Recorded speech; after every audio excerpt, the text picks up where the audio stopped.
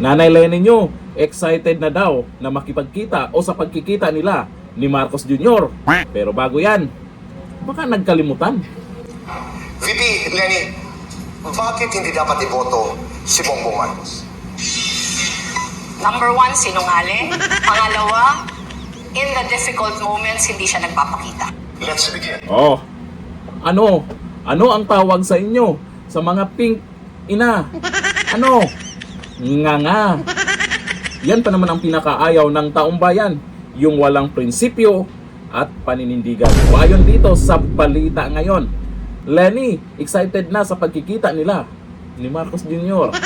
Ipinakita ni Naga City Mayor Leni Robredo ang pagiging aktibo at hands-on sa paghahanda para sa pagbisita ni Pangulong Ferdinand Bongbong Marcos Jr. na inaasahang makipagpulong sa kanya bukas, February 21. Sa isang Instagram post, ibinahagi ni Lenny ang kanyang pag-iikot sa mga lugar na madalas bahain sa lungsod na may caption na Ocular for PBBM's Visit.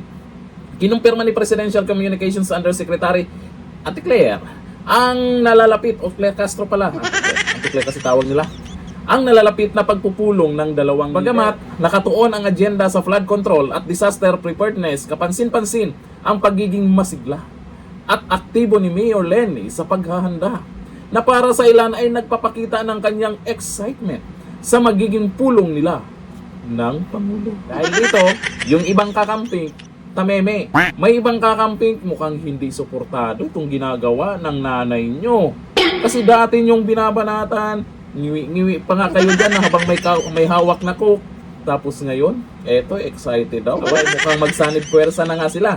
Dilaw, pink, pula, laban kay BP Sara. Is maganda rin naman yan, sila mismo ang nagpakilala sa sarili nila kung may paninindigan ba talaga sila o dapat pagkakatiwalaan ng taong bayan. E malamang, pag-usapan din nila yan, yung pag-declare ni BP Sara Duterte, napag-usapan nga sa foreign media, diba? Sila pa kaya?